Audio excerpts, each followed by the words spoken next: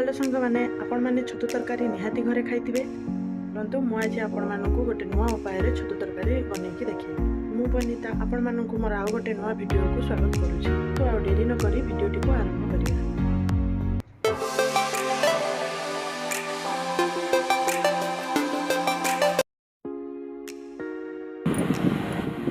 एठी देखंतु मु बाड़ी रे छतु तोली की आनिछि से सबुर ऊपर चपा को भलो भाबे सफा करि देई ताकू गोटे पात्र रे काटिकी रखिछि। ए सबु जाक छतु को पानी रे भलो भाबे धोई दबा।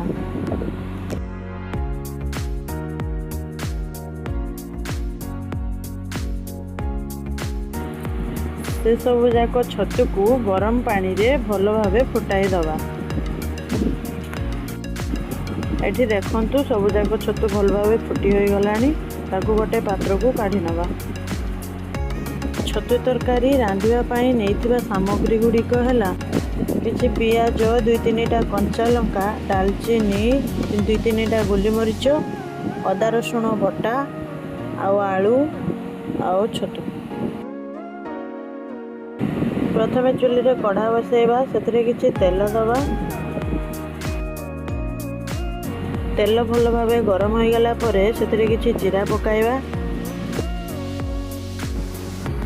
रखिथिबा दालचीनी गोलमरीच और 2-3टा कंचा लंका पकाइबा।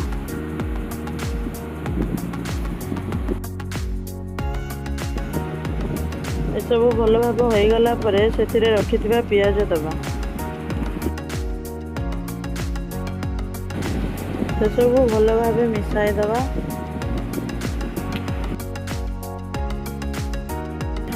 पियाज टिके भल भाबे मौली गला परे सेतिरे अदा रसुण बटा को दबा। से सब भल भाबे मिसाई दबा।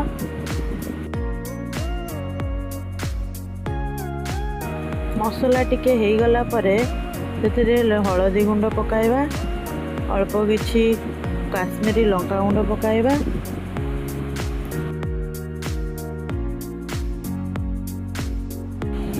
अल्प किछि पानी दे से सब को भल भाबे मिसाई दबा। मसला मिसी हो गला परे गोटे चामच धनिया गुंड दबा स्वाद अनुसार लुण दबा।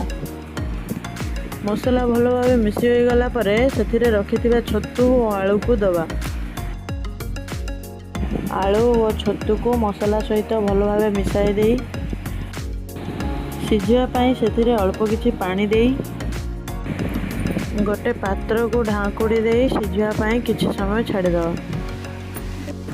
एठी देखंतु आम छतु तरकारी भल भाबे होई गलानी।